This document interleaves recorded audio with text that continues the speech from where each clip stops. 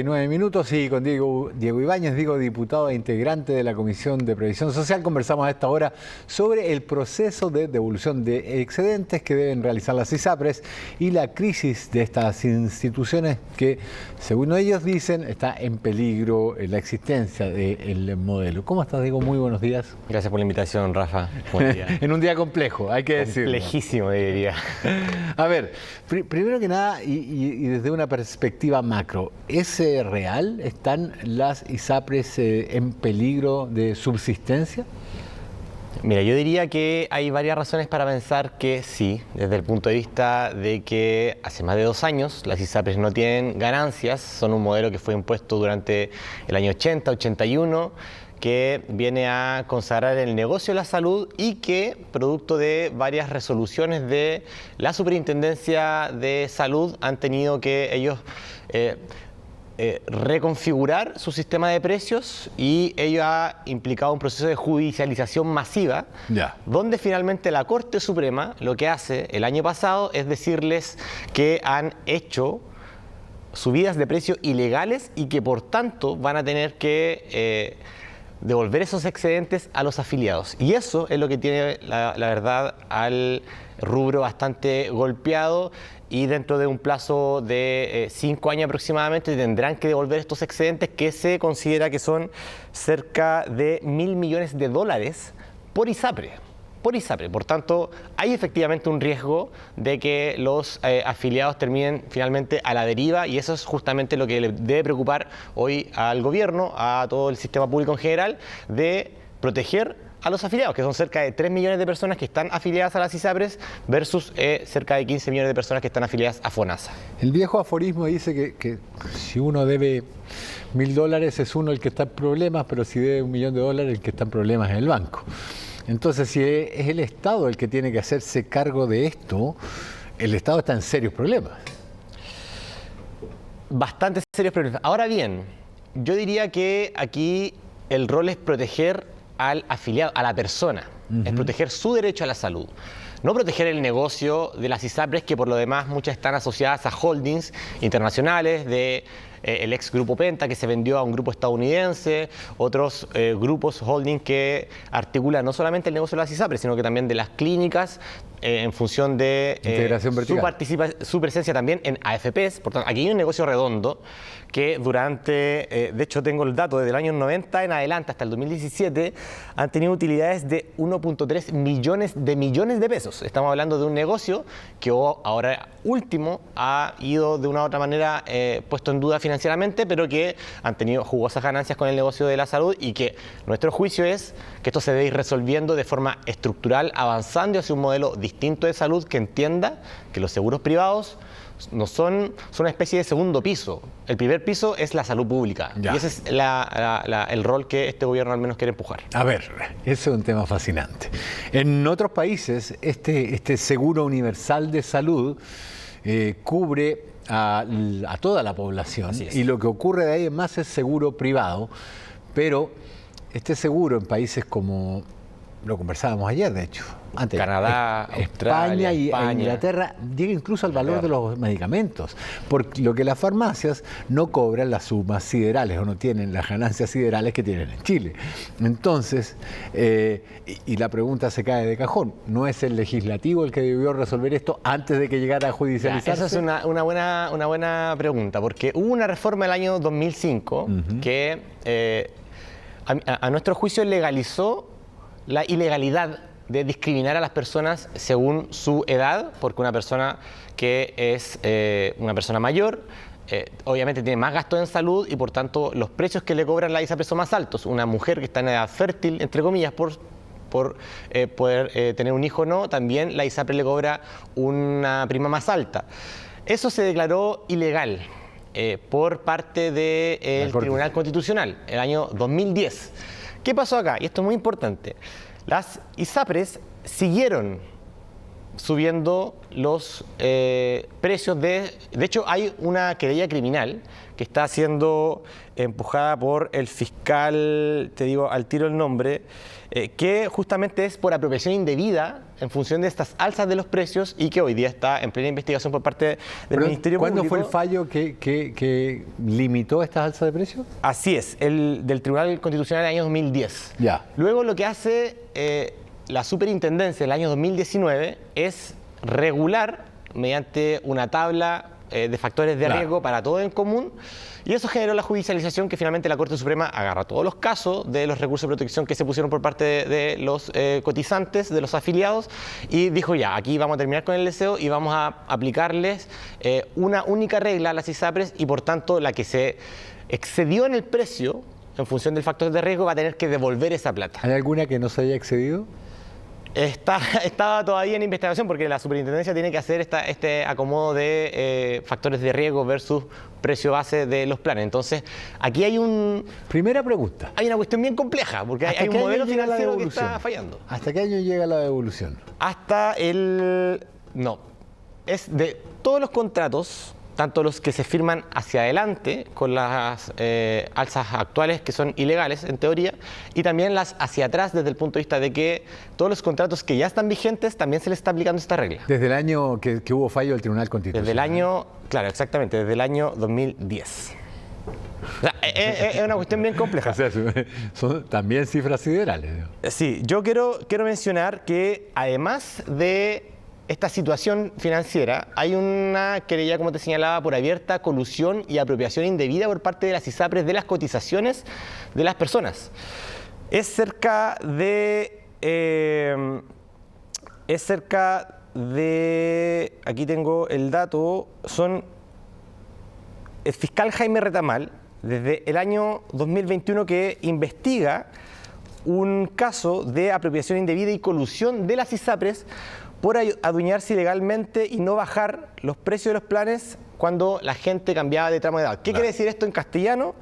Hablamos que hubo una apropiación indebida de fondos en todos los casos de niños que cumplieron entre 2, 5 o 6 años y de todas las mujeres que cumplieron entre 38 y 40 años, donde se les tuvo que haber bajado el precio por salir de la edad, entre comillas, que se denomina y que de fértil. hecho tenían que hacer el trámite las propias involucradas o perjudicadas, en este caso, cuando lo natural y correspondiente hubiera sido que lo hubiera hecho la ISAPRE, que tiene un registro de qué edad tiene la persona. Y esta investigación es por acumular 810.000 millones de pesos de manera ilegal. ¿Y por qué pasó esto? Te cuento la historia en 30 segundos. No, pero por Porque favor. el año 2011, en el gobierno de Sebastián Piñera, existió una persona que se llamó Luis Romero. ¿Ya? Luis Romero trabajó 15 años en la ISAPRE Colmena. Y él fue designado superintendente de salud por parte del exministro Mañalich y el expresidente Sebastián Piñera. ¿Y él qué es lo que hizo? Él contravino el dictamen del Tribunal Constitucional que declaraba inconstitucional las alzas de planes. Por tanto, les dijo a las ISAPRES, ustedes pueden seguir subiendo los precios pese a que hay un fallo del Tribunal Constitucional. ¿Qué pasó? Nosotros, como equipo de diputación, solicitamos a el superintendente de salud el año 2019 saber cuál era su interpretación. ¿Y qué nos dijo el superintendente? Que siempre ha estado vigente la norma que obliga a las ISAPRES a reducir el factor de riesgo y por tanto bajar el precio del plan. Y esto se ocupa como prueba en esta querella que existe contra las ISAPRES por 810.000 millones de pesos acumulados de forma ilegal que está siendo llevada adelante por el fiscal Jaime Retamal. ¿Y quién dice que eso se puede seguir haciendo?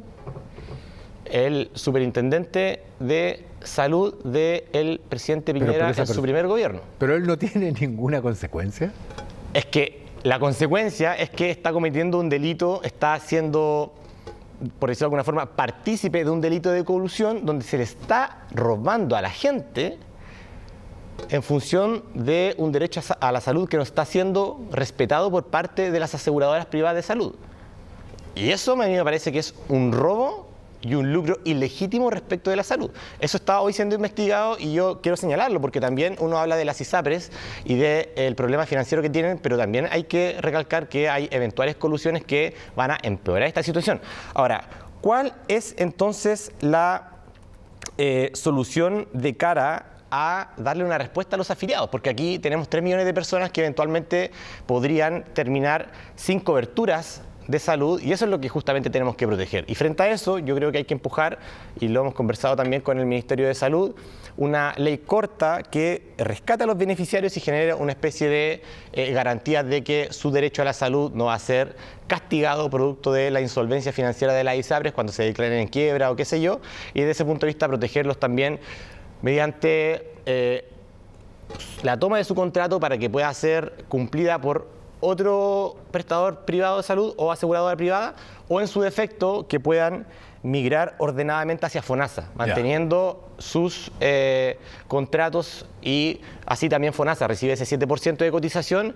Y ojo, que es una cuestión bien importante. Mucho más del 7%. Mucho más del 7%, que la FONASA tiene un muy bajo costo de administración, que es cerca del 1%. La ISAPRES por sobre el 10%. Es un poco lo que pasa con la AFP. En la AFP el costo de administración es de cerca de 1,5 de tu sueldo, a diferencia de modelos en España o en Alemania, que es el 0,2, 0,4. Es bastante caro la administración de los seguros privados en Chile.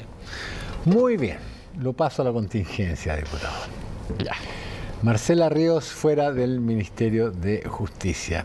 ¿Qué opinión le merece a usted como parte del partido de Convergencia Social?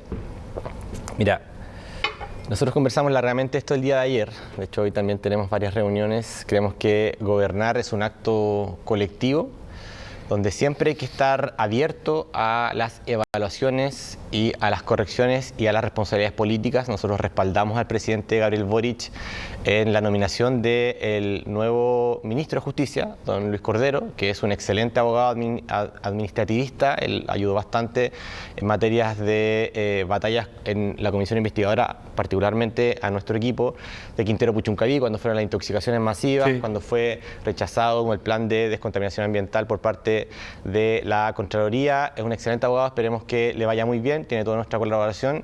Y por cierto que a la ministra también de parte de nuestro partido Convergencia Social le agradecemos también por su esfuerzo y respaldamos la decisión de nuestro presidente Gabriel Boric. ¿Sale también el jefe de gabinete? Así es, creo que cuando el presidente toma decisiones, estas tienen que ser acompañadas de equipos que estén abiertos a la evaluación continua. Y lo hemos conversado, estamos en un momento complejo, creo que hay que reconocerlo, hay que ser autocrítico también. Esto no significa en absoluto, ojo, quiero ser súper claro, de que los indultos por actos cometidos en contextos de protesta social, de violaciones de derechos humanos sean ilegales. No, ahí se está cumpliendo absolutamente el Estado de Derecho, se cumplió con todo el procedimiento administrativo, no hay ninguna ilegalidad en esa materia. Pero el presidente consideró que en el proceso hubieron ciertas desprolijidades y él tomó esta decisión y nosotros, por cierto, que lo respaldamos para mejorar el trabajo en el futuro. Ahora, la desprolijidad es tremenda.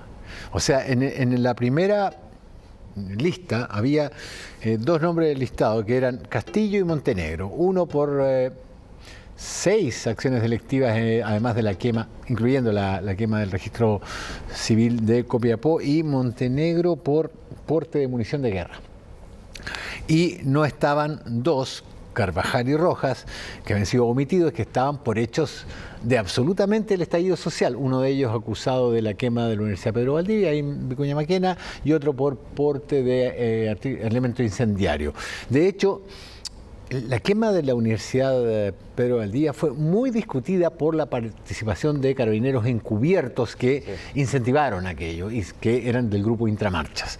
Entonces, evidentemente, hay 2 personas que estaban dentro del contexto del estallido social y otras que más bien parecen o puede interpretarse como personas que tienen un hábito delictivo que además estaban dentro del contexto del estallido social, cosa que los que reporteamos lo vimos mucho. Gente que participaba de las protestas como una manera de realizar saqueos, incendios, pero que no digamos que compartían ni mucho menos el ideario de la protesta. Entonces, ¿Esto es un error que se trata de corregir sobre la marcha, agregando pero sin sacar a las otras dos personas? Yo creo que hubo efectivamente falta de información para la toma de decisiones de nuestro presidente. Él efectivamente hace valer esa responsabilidad. Ahora bien, quiero ser bien preciso. Todos los condenados por delitos fueron durante el estallido social. Y lo que se hace con el indulto es una conmutación de pena. O sea, ellos siguen siendo culpables y siguen habiendo estado condenados. Lo que pasa en el caso de Luis Castillo, por ejemplo, es que ya cumplió más de la mitad de su pena a propósito del tiempo que estuvo en prisión preventiva y queda con firma mensual y arraigo nacional. Y eso no significa que se borre su conducta anterior y que los delitos por los cuales ya estuvo condenados no existan. Esos delitos existieron, él pagó la pena relativa a esos delitos. Aquí lo que se trata es justamente de hechos particulares que sucedieron en el estallido social y frente a esa información o desinformación el presidente toma una decisión y hace valer la responsabilidad política. Y lo que nos corresponde a nosotros también es respetar esa decisión y, por cierto, apoyarle en las decisiones para que tenga una correcta también conducción del gobierno. ¿Hay un duelo permanente, hay una pugna de poder entre Apruebo Dignidad y el socialismo democrático dentro del gobierno? Mira, muy buena pregunta. Nosotros estuvimos intentando sacar adelante un nuevo proceso constituyente durante más de 3 meses de negociaciones. Yo soy presidente de un partido muy nuevo, que tiene con suerte 3 años de edad, y no conocía a los dirigentes del socialismo democrático más que en la relación que establecimos en el Congreso o justamente en este proceso constituyente. Y me da la impresión de que hay muchas, y lo digo con mucha honestidad también, hay muchas más coincidencias que diferencias. La política es una cuestión donde debemos procesar siempre las diferencias para tratar de llegar a un punto en común.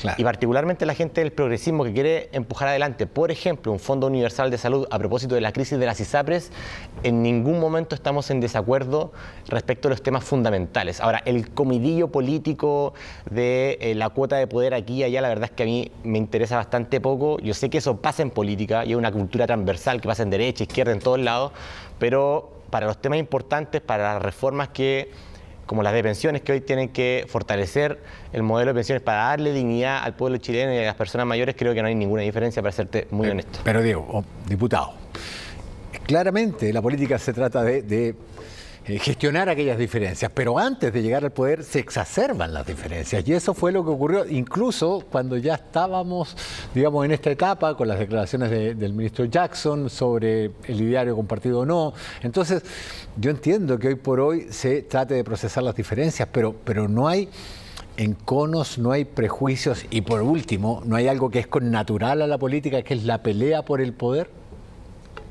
O con natural al ser político del ser humano. Antropológicamente somos seres políticos y lo reivindicamos aquí en la Quebrada del Ají. Lo importante es que esa política se reivindique justamente para no pelearse por mezquindades. Y yo recojo esa crítica que es transversal, derecha, izquierda, claro, centro, todos sucede. Y hay que estar en una permanente batalla porque esa diferencia, esa pequeñez no le gane a los grandes cometidos de nuestro programa de transformaciones, que es justamente recuperar la política para destinarla a la lucha por una mejor pensión, por una mejor salud y por una reforma tributaria que haga de este país un país menos desigual. Yo sé que hay diferencias y no voy a venir acá a hacer como si es que hipócritamente a decir como si eso no existiera o a ventilar trapitos que se lavan en casa. Ya. Yo lavo los trapitos en casa, decimos las cosas a la cara, como se tienen que decir en la vida misma, porque la política no es tan diferente a la vida misma, pero nuestro esfuerzo es porque estas pequeñeces queden de lado y nos concentremos en darle alegría al pueblo chileno, y eso implica cambios profundos, radicales, graduales y profundos. Claro, lo que ocurre es que si no fueron estas pequeñeces, estas peleas de poder, pegar codazos, lo que ocurrió en la materia de los indultos, tercera vez que digo insulto en lugar de indulto, en los indultos, entonces solo se le puede achacar a inoperancia y ese es un problema muy grave. Y se está trabajando en ello para corregirlo. Fue inoperancia. No vamos a hacer aquí ningún tipo de vista hacia el lado respecto de cosas que hay que mejorar y estamos trabajando arduamente en eso. Don Diego Ibáñez, diputado, conversar.